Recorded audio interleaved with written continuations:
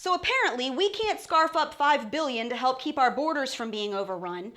But it turns out the State Department just announced we're handing over nearly $11 billion to Mexico and Central America to help keep people from migrating here illegally. Now, I have just one question. Are you freaking kidding me?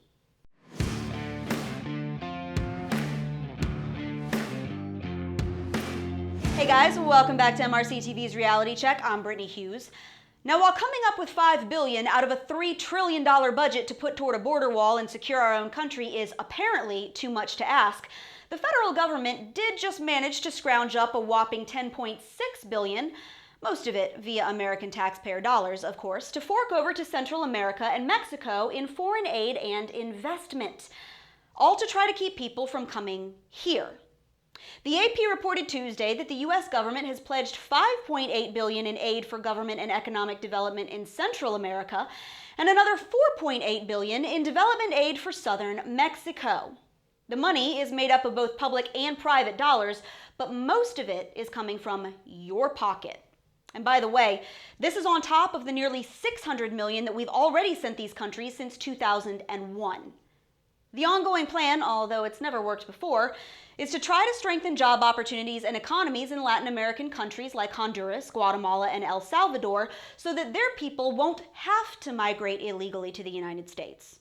In other words, American taxpayers are now on the financial hook to pay people to not come here illegally.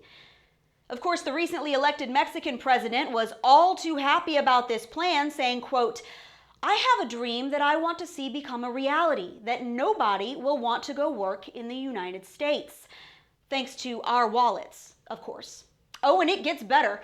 The U.S. has also apparently expressed interest in Obrador's proposal to invest in Mexican agriculture, forestry, and tourism projects, likely signaling even more taxpayer dollar checks to be written in the future.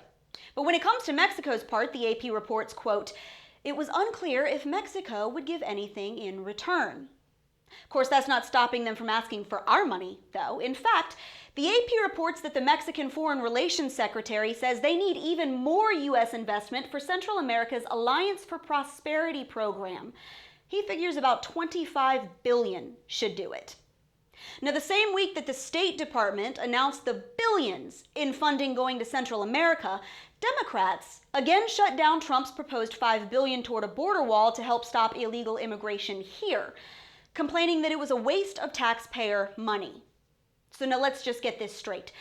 Not only do we have to pay to process illegal aliens who come across the border, put their families on welfare, pay for their health care and their kids' education, pay to send them home, and pay to jail their criminals, now we have to pay them to not come here in the first place.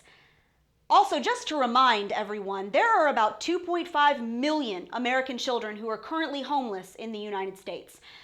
There are also about 40,000 homeless veterans on the street any given night. Nearly 39 million Americans are on food stamps. About 200 people die of drug overdoses every day, thanks to our out-of-control opioid crisis.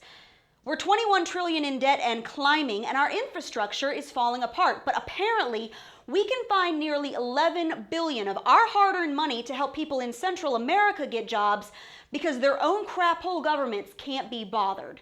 So please, tell me again how we can't come up with $5 billion for a wall. And that's your Reality Check, America. Make sure you subscribe to our YouTube page, like us on Facebook and Twitter, and stay sane out there.